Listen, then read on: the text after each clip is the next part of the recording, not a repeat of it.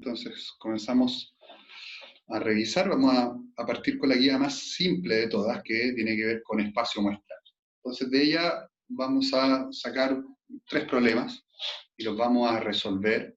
Y vamos a ver cómo el enfoque tiene que ir cambiando respecto a la resolución de estos problemas. Entonces vamos a ir primero con el problema número 5. Entonces, dice ahí,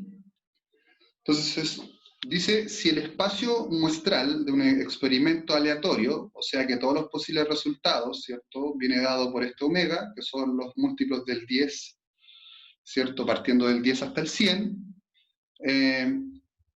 del conjunto A son los múltiplos de 6, a partir de este conjunto, ¿cierto?, y la letra B son los divisores de 60 en este tipo de números, ¿cierto? Entonces, la pregunta es ¿cuánto es A menos B? Eso no lo hemos definido formalmente, ¿ya? Pero para esta clase y para más adelante, seguramente en conjuntos, es bueno que lo tengan presente. Yo voy a dar por sentado, obviamente, que saben cuáles son los múltiplos de 6 y los divisores de 60. Yo voy a colocar solamente los números, ¿ya?, para que lo tengamos presente. Entonces, yo voy a ir a la pizarra, me esperan un poquito para que lo anote y lo vamos resolviendo. Entonces, ya.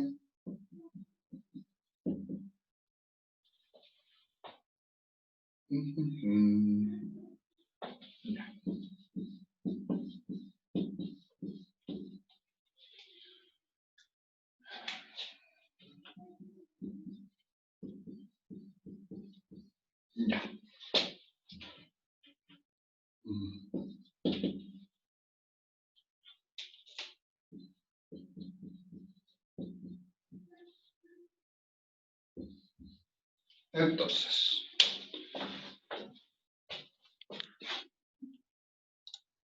Entonces aquí vamos a hacer una pequeña definición. Dice así. Entonces acá teníamos, acuérdense, estaba el conjunto A, ¿cierto?, que eran los, si no me equivoco, los múltiplos. ¿Cierto? Si no me equivoco, eran los múltiplos de 30. Acá el conjunto B, los divisores de 60. Entonces ahí están los números, está la lista de los conjuntos, ¿cierto? Y la pregunta es, ¿cuál es el conjunto diferencia entre A y B? Entonces aquí viene una pequeña definición. ¿Qué es el conjunto diferencia, ¿cierto? O diferencia de conjuntos, ¿cierto? O A menos B. El conjunto diferencia, así en palabras poco formales, va a ser el conjunto cuyos elementos están en A,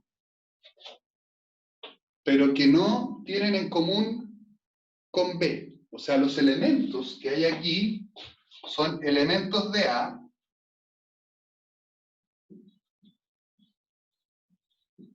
que no están en B.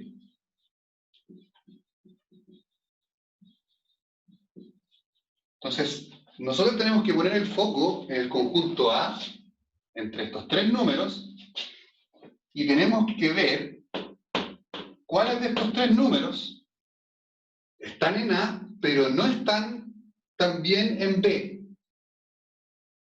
Entonces, el conjunto de diferencia son todos aquellos elementos que sí están en A, pero que no están al mismo tiempo en B. Entonces, si voy analizando cada elemento, el 30 está en A, pero también está en B.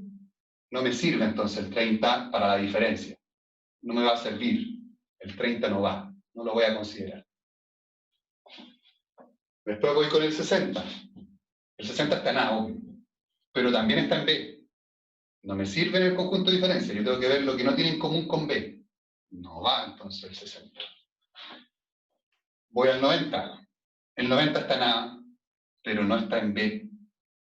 Entonces, este elemento es parte del conjunto de diferencia.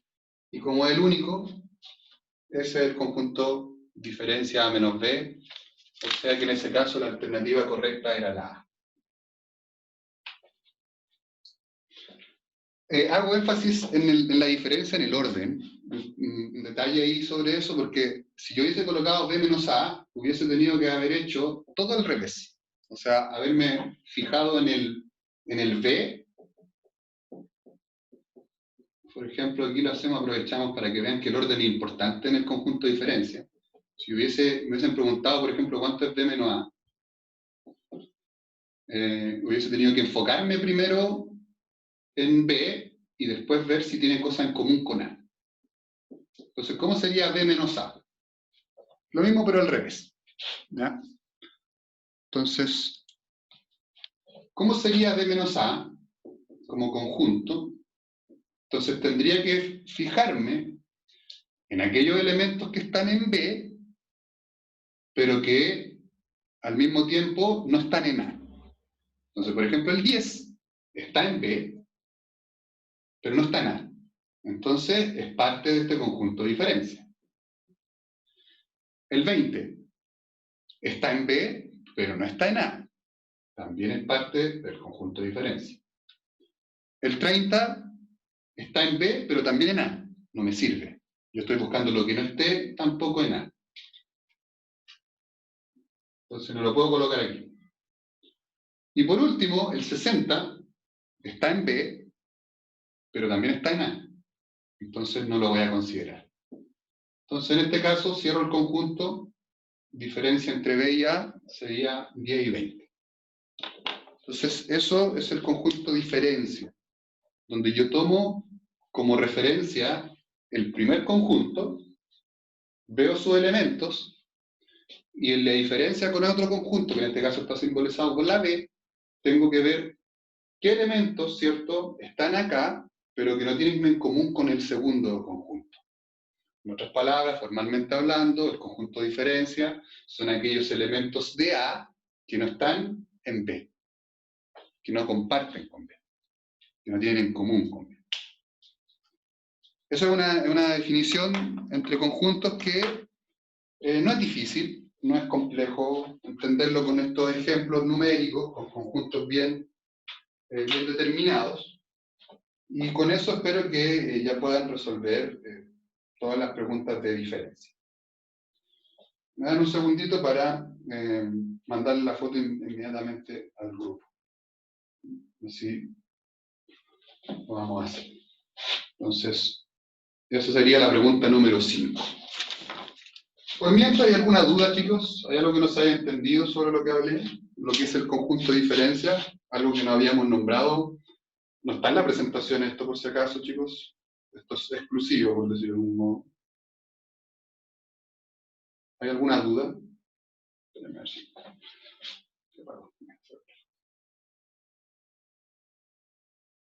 Un poquito.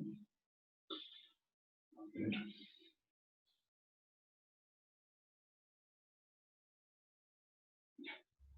Ahí está, entonces. Ahí está el primer problema para que lo tengan inmediatamente. Segundo problema, que de manera inicial puede producir problemas, puede producir dificultades, ¿ya? Pero a medida que ustedes hacen ejercicios, ya esto se va haciendo un poco más repetitivo y uno se da cuenta de ciertas cosas. Este problema es bien sencillo a la larga, pero si ustedes nunca han trabajado con esto, puede generar algún tipo de dificultad. Entonces uno dice ahí, el espacio muestral, ¿cierto?, del experimento, lanzar 6 veces una moneda, ¿cierto? El experimento de lanzar 6 veces una moneda tiene un espacio muestral D. ¿Ya? Entonces, 2 elementos, 6 elementos, 2 elementos, 36 elementos y 64 elementos. ¿No? Entonces, podría generar quizás un tipo de confusión porque son muchos lanzamientos, ¿cierto? Entonces, uno puede pensarlo, si hacemos el nexo con el capítulo anterior, ¿cierto? Uno puede pensarlo en términos de lo que es un combinatorio. Entonces, uno entiende que si yo tengo 6 lanzamientos de una moneda, cada lanzamiento independiente del otro, donde yo sé que cada lanzamiento, ¿cierto? Cada lanzamiento me produce dos resultados, ¿cierto? Produce dos resultados. Analizamos eso cara sello, ¿cierto? Cara sello es CS, cara sello. Entonces, si uno entiende que ese problema es de ese tipo, cada lanzamiento tiene dos posibles resultados. Entonces, si yo lo viera de manera lineal, por ejemplo, y yo colocara los 6 lanzamientos aquí, ¿cierto? En una fila, cada lanzamiento me genera dos opciones. Entonces, si quiero ver cuántos posibles resultados hay, aquí hay 2, aquí hay 2, aquí hay 2, aquí hay 2, 2 y 2, ¿cierto? Desde el primer lanzamiento, ¿cierto? Hasta el sexto. Entonces, todos me producen dos resultados posibles, y por principio multiplicativo, uno se da cuenta que esto es lo mismo que 64, ¿cierto? Si multiplico todos los dos, pero de hecho, esto se puede escribir como potencia, y eso da 64. Entonces, hay 64 combinaciones o 64 arreglos, por decirlo de algún modo, siendo el nexo con el capítulo anterior, posibles resultados. Entonces, si uno se da cuenta que estos experimentos, uno siempre está duplicando, el lanzamiento de una moneda es tan sencillo, o sea, tan típico en ese sentido, que esto es una multiplicación de 2 por 2, 2, 2, 2, entonces, en realidad yo lo podría haber escrito como potencia de base 2. Como el 2 siempre se repite, y hay 6 lanzamientos, 2 elevado a 6, listo. Quizás no es necesario hacerlo así, es simplemente verlo de manera rápida. Entonces, la idea es que ustedes, más adelante, ya con la ejercitación correspondiente, ustedes lleguen inmediatamente a 2 elevado a 6. O hasta mental lo pueden hacer. Eso lo va a ir dando la práctica.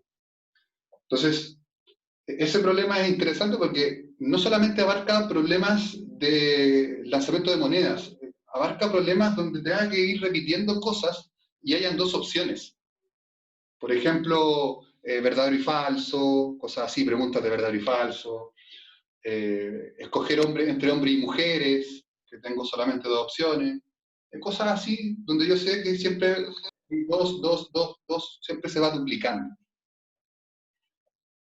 Esto va a ser importante después para sacar probabilidades, porque si están sacando el total de posibles resultados, al sacar la probabilidad de cualquier evento, en un experimento ustedes ya tendrían el denominador, ya tendrían los casos totales. Por eso es súper importante que ustedes trabajen este tipo de cosas como espacio muestral de manera inicial. Lo otro, claramente va a depender mucho de la combinatoria y el trabajo en combinatoria en algunos casos, ¿ya? O el principio multiplicativo, que es más, yo creo que es más importante. Pregunta, ¿hay alguna duda? Mientras saco las fotos. ¿Se entendió, chicos? ¿Todo bien? Saco foto.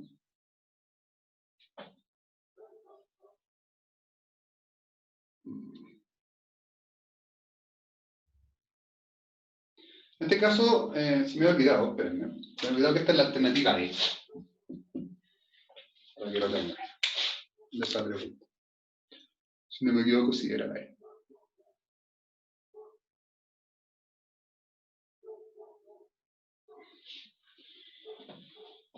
Ya. Sigamos.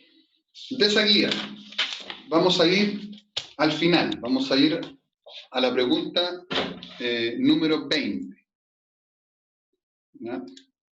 Vamos a ir a la pregunta número 20 para terminar con esas preguntas de esa guía que... Pude haber elegido cualquiera de las tres últimas, pero vamos a ver el tema de las estrategias en que uno puede usar la organización de los datos, que también va a ser súper importante. Ahí dice el problema: en un grupo de 30 amigos, 12 juegan fútbol, 10 juegan básquetbol, mientras el 10% de ellos practica ambos deportes. ¿Cuántos amigos no juegan ninguno de estos dos deportes?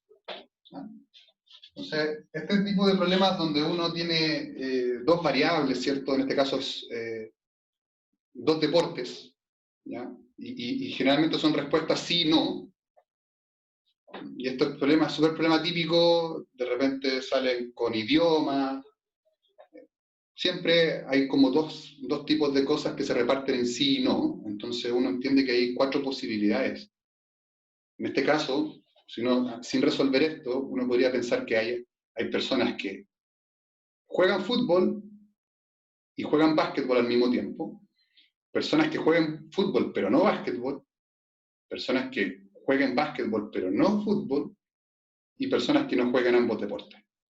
Entonces, este típico problema se puede hacer, por lo menos yo lo visualizo con dos soluciones como tablas, las tablas de doble entrada, que creo que es lo más común y es lo más amigable en el trabajo que ustedes han hecho, y también incluso se puede hacer con conjunto. Hasta lo pienso, se podría hacer quizás, pero no estoy pensando, podría hacerse en diagrama de árbol, no sé, no lo he pensado así, pero ustedes quienes lo pueden plantear de esa manera. Entonces ese problema lo vamos a hacer de dos formas para que ustedes visualicen dos estrategias distintas para organizarlo.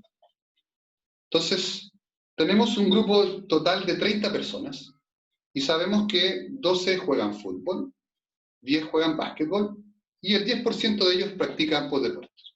Entonces, vamos a la pizarra para que visualicemos esto. ¿Ya? Entonces,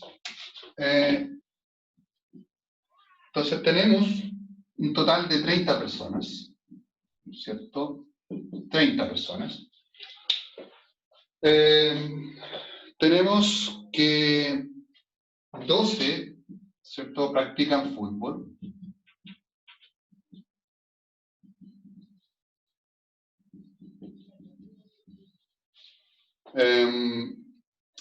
Si no me equivoco, 10 practican básquetbol. Y aquí 3 personas practican ambos deportes. Aquí me salté un paso porque habla del 10% de 30, y eso es un cálculo de dividir por 10 es 30, 30 dividido por 10 da 3. Ahí es algo que se puede hacer de manera rápida. Entonces, ¿cómo podríamos visualizar esto para saber, ¿cierto? La pregunta es, ¿cuántas personas, cuántos no practican deportes? No practican ninguno de los dos. ¿Cuántos no practican ningún deporte?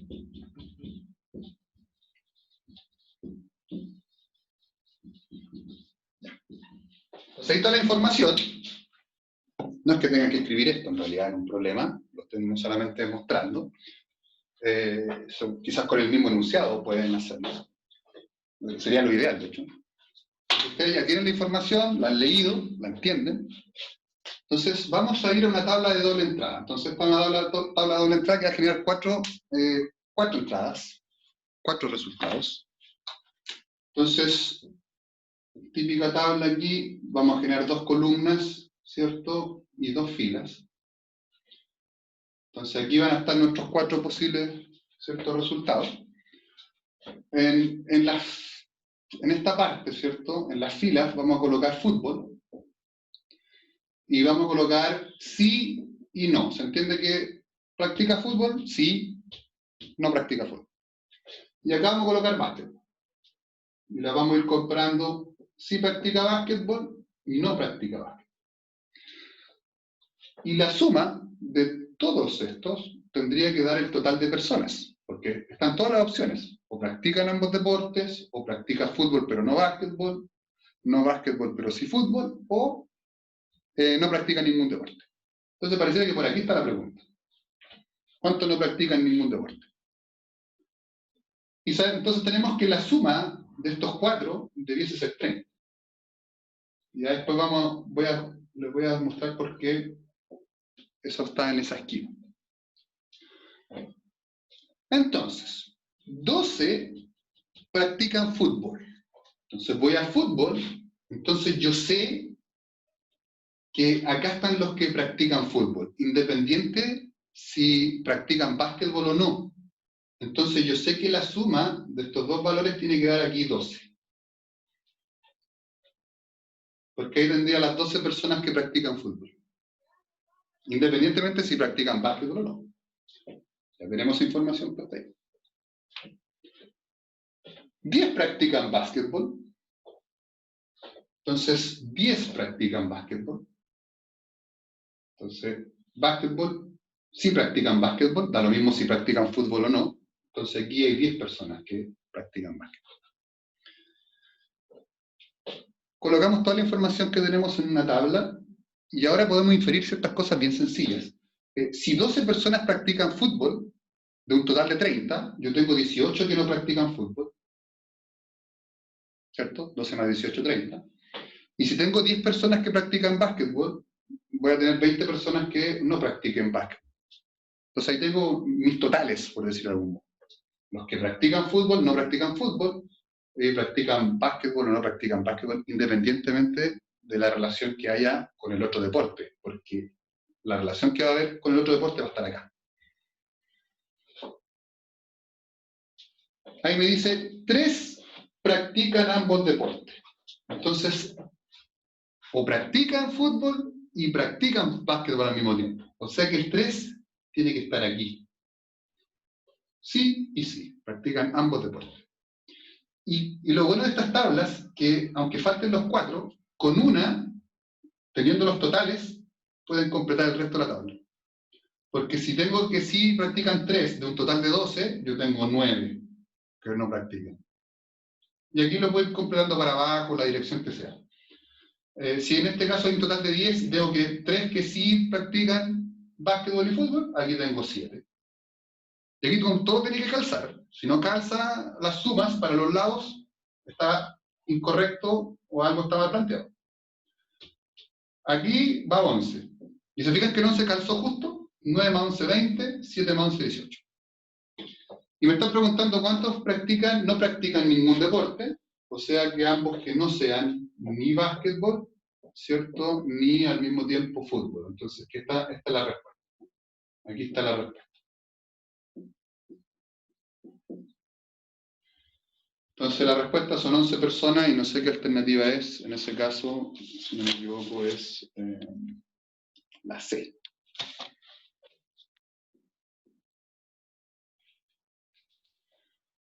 Entonces, lo hacemos en primera instancia usando tablas, para que ustedes ya vayan considerando en este típico problema que ustedes pueden usar la tabla. Otra persona lo puede haber visto como conjuntos. Si me dan un segundo, se lo voy a mostrar, ¿cierto?, como segunda estrategia. ¿Ya? Entonces, alguien pudo haber trabajado lo que son los conjuntos numéricos y haberlo representado con un diagrama. Me dan un segundito. Esperen. Entonces, ya. Entonces, mientras van anotando, les mando la foto. Un segundito. Y ahí está. Ya.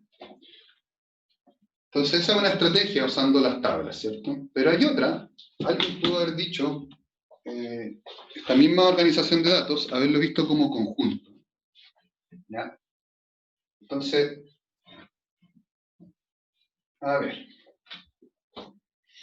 Esto también se puede ver como conjunto, usando estos diagramas que vimos la semana pasada. Entonces, uno puede haber dicho, por ejemplo, esta es segunda estrategia, vamos a colocarlo como estrategia 2. Estrategia 2. Usando diagramas de Venn que se llaman de conjuntos.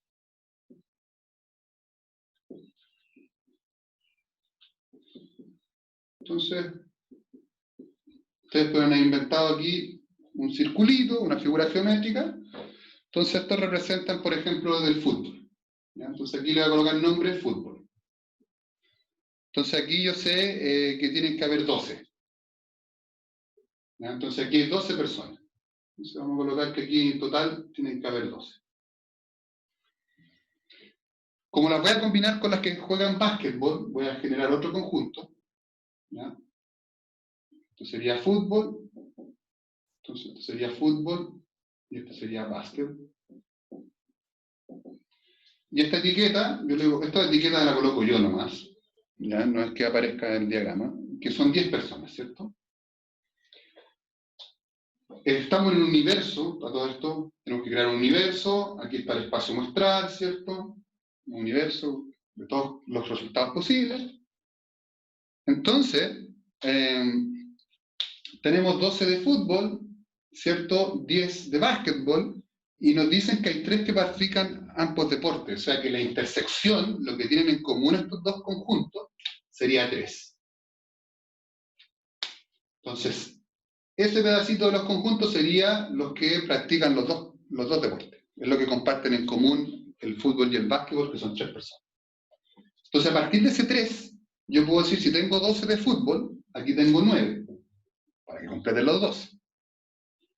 Como acá tengo 10 de básquetbol y tengo 3 que comparten, aquí tengo 7. Entonces, tendríamos 9 más 7, 16, más 3, 19. Entonces, aquí tengo los que practican solo fútbol pero no básquetbol, los que practican básquetbol pero no fútbol y los que practican ambos.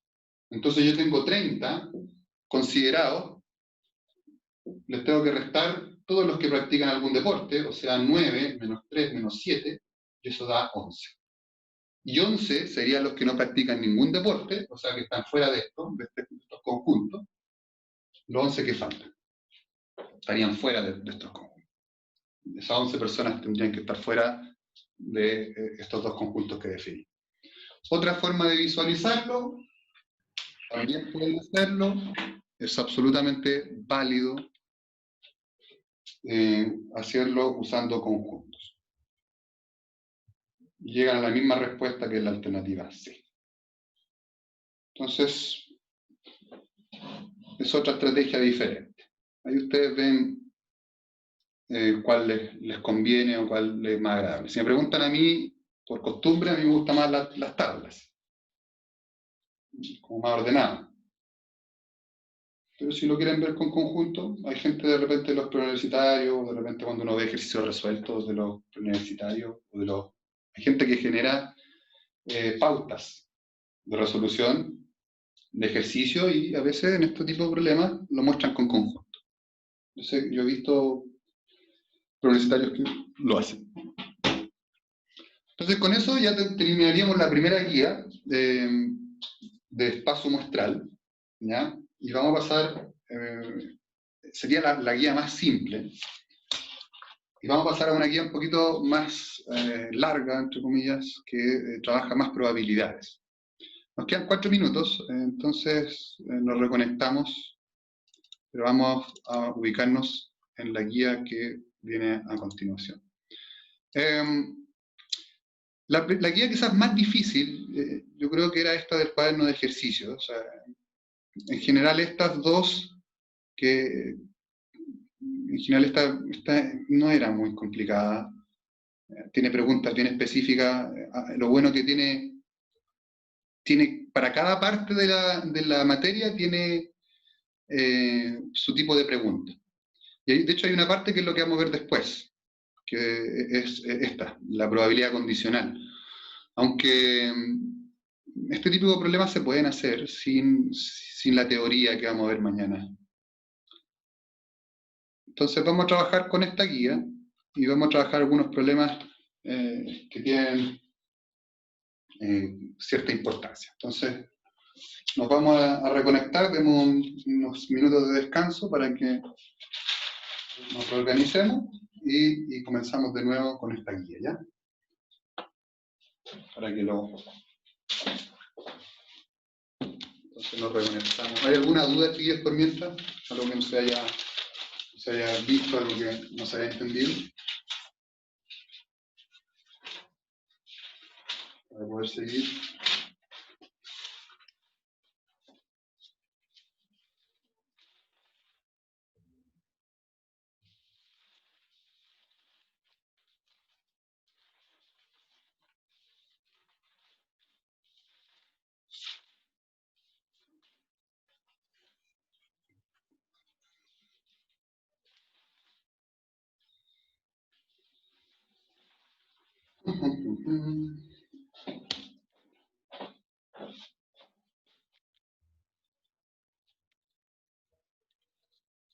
Aquí tengo una duda. Espérame.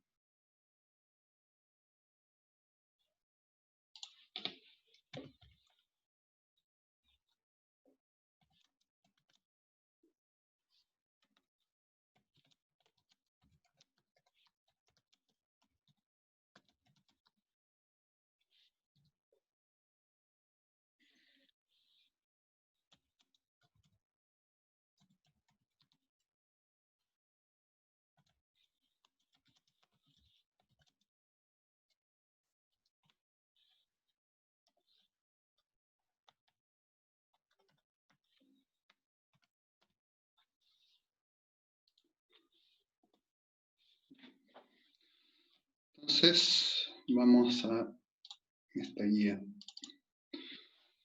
Entonces, si observan la guía, antes de que nos reconectemos, si observan bien la guía, hay preguntas bien sencillas. Primero, tipos de suceso, entonces va después algo de regla de Laplace, preguntas bien cortas, ¿ya? Como para empezar, algo del complemento, ¿ya? Vamos a hacer ese ejercicio del complemento para que vean la importancia que tiene que ver esa parte, ¿ya? Vamos a partir con ese problema. Bien corto. Entonces nos reconectamos en un minutito y seguimos.